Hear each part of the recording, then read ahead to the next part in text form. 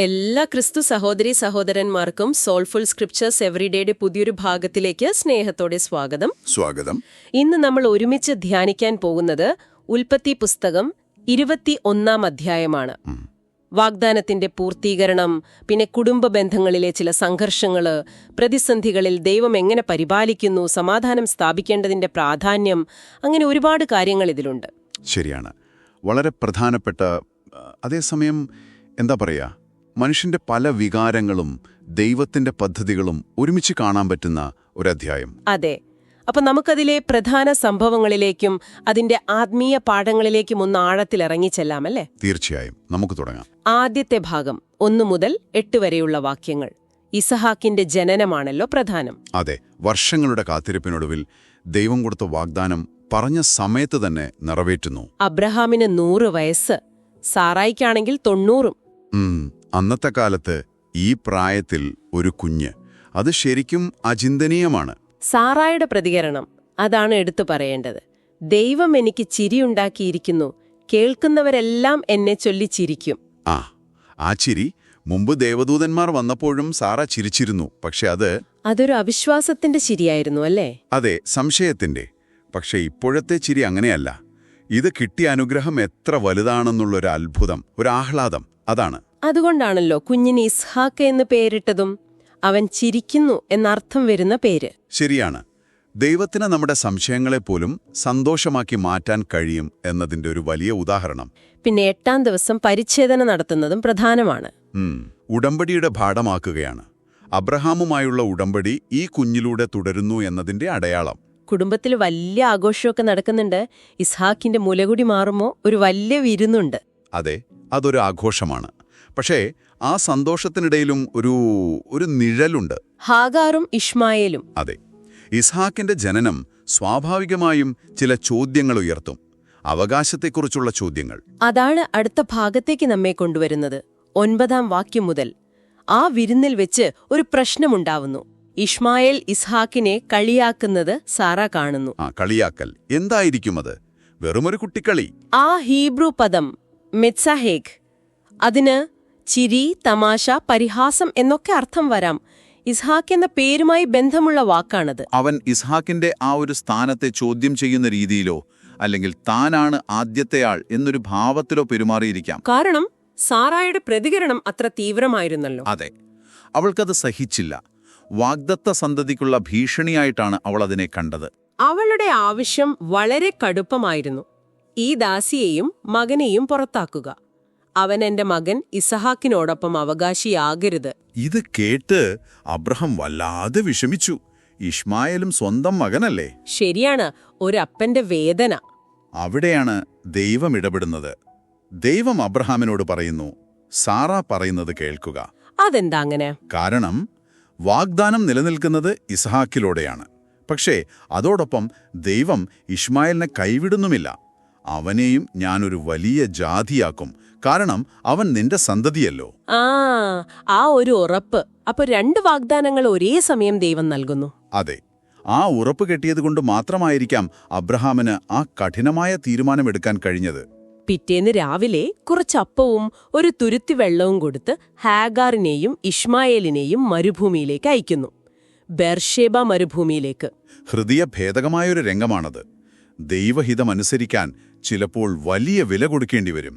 എന്നാൽ ദൈവം ആരെയും പൂർണ്ണമായി തള്ളിക്കളയുന്നില്ല എന്നതും നമ്മൾ ഓർക്കണം. ഇഷ്മായേലിനും ഒരു ഭാവിയുണ്ട്. ഇനി ആ മരുഭൂമിയിലെ അവസ്ഥ 15-ാം വാക്യം മുതൽ. വെള്ളം തീർന്നു. ആ കൊടുംചൂടിൽ മരുഭൂമിയിൽ വെള്ളമില്ലാതെ മരണത്തെ മുന്നിൽ കാണുകയാണ് ഹാഗാർ. മകന്റെ മരണം കാണാൻ വയ്യാതെ അവനെ ഒരു കുറ്റിച്ചെടിയുടെ താഴെ ഇരുത്തിയിട്ട് കുറച്ചു ദൂരെ മാറിയിരുന്ന് അവൾ അലറിക്കരയുന്നു. നിസ്സഹായതയുടെയും വേദനയുടെയും ആഴം നമുക്കവിടെ കാണാം. ഒരു അമ്മയുടെ നിലവിളി. പക്ഷെ ദൈവം അത് കേട്ടു. അതെ, ദൈവം കുട്ടിയുടെ നിലവിളി കേട്ടു എന്നാണ് അവിടെ പറയുന്നത്. ഹാഗാറിൻ്റെതല്ല, കുട്ടിയുടെ. അതിലെന്തെങ്കിലും പ്രത്യേകതയുണ്ടോ?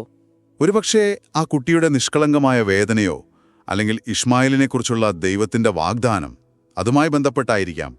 എന്തായാലും ദൈവദൂതൻ വന്ന് ഹാഗാറിനെ ആശ്വസിപ്പിക്കുന്നു. ഹാഗാരെ, നിനക്കെന്തു പറ്റി? ഭയപ്പെടണ്ട. ദൈവം കുട്ടിയുടെ നിലവിളി കേട്ടിരിക്കുന്നു. എഴുന്നേറ്റ് കുട്ടിയെ കയ്യിലെടുത്ത് ഉയർത്തുക. ഞാൻ അവനെ ഒരു വലിയ ജാതിയാക്കും. വീണ്ടും ആ വാഗ്ദാനം ഉറപ്പിക്കുന്നു. വെറുതെ ആശ്വസിപ്പിക്കുക മാത്രമല്ല, ഒരു അത്ഭുതം കൂടി നടക്കുന്നുണ്ട്. അതെ, ദൈവം അവളുടെ കണ്ണു തുറക്കുന്നു. അപ്പോൾ അവൾ അതുവരെ കാണാതിരുന്ന ഒരു കിണർ കാണുന്നു. ജീവന്റെ ഉറവ, മരുഭൂമിയിൽ നിന്ന്. ഇത് വളരെ പ്രതീകാത്മകമാണ്, അല്ലേ? നമ്മുടെയൊക്കെ ജീവിതത്തിലെ പ്രതിസന്ധികളിൽ സഹായം ചിലപ്പോൾ തൊട്ടടുത്ത് തന്നെ ഉണ്ടാകാം. പക്ഷെ നമ്മുടെ നിരാശ കാരണം നമ്മളത് കാണില്ല. ശരിയാണ്. ദൈവത്തിന്റെ ഇടപെടൽ ആ കാഴ്ചപ്പാട് മാറ്റും. ആ കിണറ്റിൽ നിന്ന് വെള്ളമെടുത്ത് മകന് കൊടുത്ത് അവനെ രക്ഷിക്കുന്നു. പിന്നീട് ഇഷ്മായേൽ മരുഭൂമിയിൽ ഒരു വില്ലാളിയായി വളർന്നു. ദൈവം അവനോട് കൂടെ ഉണ്ടായിരുന്നു എന്നും പറയുന്നു. അതെ, അവനും വാഗ്ദത്തം ചെയ്യപ്പെട്ട പോലെ ഒരു വലിയ ജനതയായി മാറി. അപ്പോ ഒറ്റപ്പെട്ടു പോയെന്ന് തോന്നുന്നവർക്കും ആശ്രയമില്ലാത്തവർക്കും ദൈവം തുണയുണ്ട് എന്ന വലിയൊരു സന്ദേശം ഇതിലുണ്ട്. തീർച്ചയായും നമ്മുടെയൊക്കെ ജീവിതത്തിലെ മരുഭൂമി അനുഭവങ്ങളിൽ ദൈവത്തിന്റെ കരുതൽ എവിടെയെങ്കിലും ഒരു കിണർ പോലെ കാത്തിരിക്കുന്നുണ്ടാവാം. ഇനി അധ്യായത്തിന്റെ അവസാന ഭാഗം, അബ്രഹാമും അബിമലേക്കും തമ്മിലുള്ള ഉടമ്പടി. അതെ, ഗെറാർ രാജാവ് അബിമലേക്കും സൈന്യാധിപൻ ഫീക്കോലും അബ്രഹാമിന്റെ അടുത്തേക്ക് വരുന്നു. അവര് വന്നിട്ട് പറയുന്ന ഒരു കാര്യമുണ്ട്, അത് ശ്രദ്ധേയമാണ്. നീ ചെയ്യുന്ന സകലത്തിലും ദൈവം നിന്നോട് കൂടെയുണ്ട്. അതൊരു വലിയ അംഗീകാരമാണ്. അബ്രഹാമിന്റെ ജീവിതത്തിലെ ദൈവസാന്നിധ്യം പുറത്തുള്ളവർ, അന്യദൈവങ്ങളെ ആരാധിക്കുന്നവർ പോലും തിരിച്ചറിയുന്നു. അതുകൊണ്ട് അവരൊരു സമാധാന ഉടമ്പടിക്ക് വരികയാണ്. തങ്ങളോടും തങ്ങളുടെ പിൻഗാമികളോടും ദോഷം ചെയ്യില്ലെന്ന് അബ്രഹാം സത്യം ചെയ്യണം. അതാണ് ആവശ്യം. അബ്രഹാം സമ്മതിക്കുന്നു. പക്ഷെ അവിടെ ഒരു പ്രശ്നം ഉന്നയിക്കുന്നുണ്ട്. തന്റെ ആളുകളിൽ നിന്ന് അബീമേലെക്കിന്റെ ദാസന്മാർ പിടിച്ചെടുത്ത ഒരു കിണറിന്റെ കാര്യം. നീതിക്കു വേണ്ടി സംസാരിച്ചുകൊണ്ട് തന്നെ സമാധാനം സ്ഥാപിക്കാൻ ശ്രമിക്കുന്നു. അതെ, ആ തർക്കം പരിഹരിക്കാനായി അബ്രഹാം 7 പെണ്ണാടുകളെ വേർതിരിച്ച് അബീമേലെക്കിന് നൽകുന്നു. ആ കിണർ താൻ കുഴിച്ചതാണ് എന്നതിന്റെ സാക്ഷ്യമായിട്ട്. അവിടെ വെച്ച് അവര് ഉടമ്പടി ചെയ്യുന്നു. ആ സ്ഥലത്തിന് ബേർഷബ എന്ന് പേരിടുന്നു. സത്യത്തിന്റെ കിണർ അല്ലെങ്കിൽ 7ന്റെ കിണർ എന്നൊക്കെ അർത്ഥം വരുന്ന പേര്. അവിടെ അബ്രഹാം ഒരു പിച്ചുള വൃക്ഷം, ഒരു താമരസ്ക് മരം നടുന്നുണ്ട്. ആ മരം മരുഭൂമിയിൽ ഒരുപാട് കാലം നിലനിൽക്കുന്ന ഒന്നാണ്. ഒരുപക്ഷെ ആ ഉടമ്പടിയുടെയും സമാധാനത്തിന്റെയും നിലനിൽപ്പിനെ സൂചിപ്പിക്കാനാവാം. എന്നിട്ടവിടെ നിത്യദൈവമായ യഹോവയുടെ നാമത്തിൽ ആരാധിക്കുന്നു. അതെ, സമാധാനം സ്ഥാപിക്കുന്നത് ദൈവാരാധനയുടെ ഭാഗം കൂടിയാണെന്ന് വരുന്നു. അപ്പോൾ ഈ അധ്യായത്തിൽ നിന്ന് നമ്മൾ ഉൾക്കൊള്ളേണ്ട പ്രധാനപ്പെട്ട കാര്യങ്ങൾ എന്തൊക്കെയാണ്? ഒന്ന് ചുരുക്കി പറയാമോ? തീർച്ചയായും. ഒന്നാമതായി, ദൈവത്തിന്റെ വാഗ്ദാനങ്ങളിലുള്ള വിശ്വസ്തത. അവൻ പറഞ്ഞാൽ അത് നടപ്പാക്കും. ചിലപ്പോൾ നമ്മൾ വിചാരിക്കുന്ന സമയത്തായിരിക്കില്ല, പക്ഷെ അവന്റെ സമയത്ത് അത് നടക്കും. സാറായുടെ ചിരി അത് ഓർമ്മിപ്പിക്കുന്നു. കാത്തിരിപ്പിൽ ക്ഷമയോടെയിരിക്കണം, അല്ലേ? അതെ. രണ്ടാമതായി, കുടുംബത്തിനുള്ളിലെ സംഘർഷങ്ങൾ. അത് യാഥാർത്ഥ്യമാണ്. ഇസഹാക്കിന്റെ ജനനം എങ്ങനെ ഇഷ്മായേലുമായുള്ള ബന്ധത്തിൽ പ്രശ്നങ്ങളുണ്ടാക്കി, വേദനിപ്പിക്കുന്ന തീരുമാനങ്ങൾ എടുക്കേണ്ടി വന്നു എന്നൊക്കെ നമ്മൾ കണ്ടു. അവിടെ ദൈവഹിതത്തിന് മുൻഗണന കൊടുക്കേണ്ടതിന്റെ ആവശ്യം കാണുന്നു. മൂന്നാമതായി, ഒറ്റപ്പെട്ടുപോയവരോടുള്ള ദൈവത്തിന്റെ കരുണ. ഹാഗാറിന്റെയും ഇഷ്മായേലിന്റെയും കാര്യം. ആരുടെയും നിലവിളി ദൈവം കേൾക്കാതിരിക്കുന്നില്ല. പ്രതിസന്ധിയുടെ നടുവിലും ദൈവം വഴി തുറക്കും. നമ്മുടെ ജീവിതത്തിലെ മരുഭൂമികളിൽ ആ ഒരു പ്രത്യാശയുണ്ട്. തീർച്ചയായും. നാലാമതായി, സമാധാനമുണ്ടാക്കേണ്ടതിന്റെ പ്രാധാന്യം.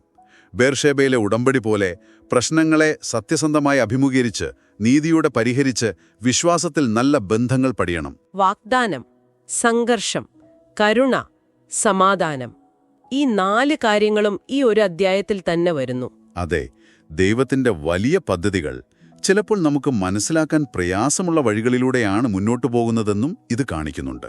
ഇസ്ഹാക്കിന്റെ ജനനത്തിലെ സന്തോഷം, അതേസമയം ഹാഗാറിന്റെയും ഇഷ്മായേലിന്റെയും പുറത്താക്കപ്പെടൽ, പക്ഷെ അവർക്കുള്ള ദൈവീക കരുതൽ, പിന്നെ അബിമേലെക്കുമായുള്ള സമാധാന ഉടമ്പടി. ദൈവത്തിന്റെ ഇടപെടലിന് പല മുഖങ്ങളുണ്ട്. ഓരോന്നും ഓരോ പാഠമാണ്. പ്രതിസന്ധിയിലും ദൈവത്തിൽ ആശ്രയിക്കാനും അവന്റെ കരുണയിൽ വിശ്വസിക്കാനും ഇത് നമ്മെ പഠിപ്പിക്കുന്നു. ഈ അധ്യായം ശരിക്കും പല ചോദ്യങ്ങളും ഉയർത്തുന്നുണ്ട്.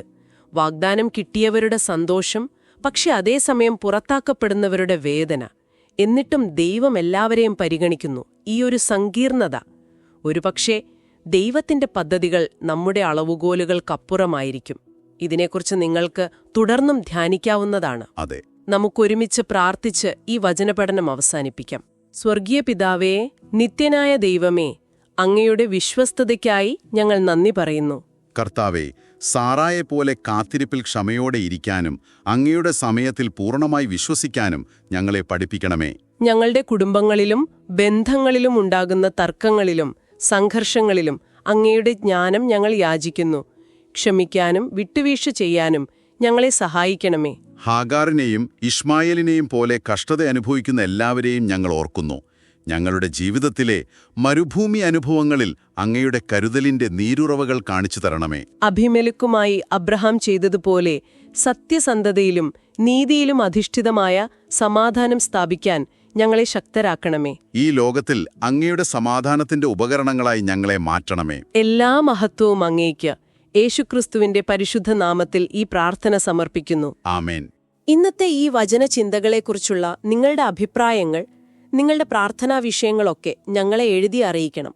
ഞങ്ങളുടെ ഇമെയിൽ വിലാസം ഓർക്കുമല്ലോ, soulfulscriptures@gmail.com. നിങ്ങളുടെ ഓരോ സന്ദേശവും ഞങ്ങൾക്ക് ശരിക്കും വളരെ വിലപ്പെട്ടതാണ്. ഓർക്കുക, സോൾഫുൾ സ്ക്രിപ്റ്റേഴ്സ് എവറിഡേയുടെ ഈ ബൈബിൾ പഠന പരമ്പര എല്ലാ ഞായറാഴ്ചകളിലുമാണ് നിങ്ങൾക്കായി ഞങ്ങൾ ഒരുക്കുന്നത്. അപ്പോ അടുത്ത ആഴ്ച പുതിയൊരു ദൈവവചന ചിന്തയുമായി നമുക്ക് വീണ്ടും കാണാം. അതുവരെ എല്ലാവർക്കും സർവശക്തനായ ദൈവത്തിന്റെ കൃപയും സമാധാനവും നേരുന്നു. ദൈവം നിങ്ങളെ ഓരോരുത്തരെയും സമൃദ്ധമായി അനുഗ്രഹിക്കട്ടെ.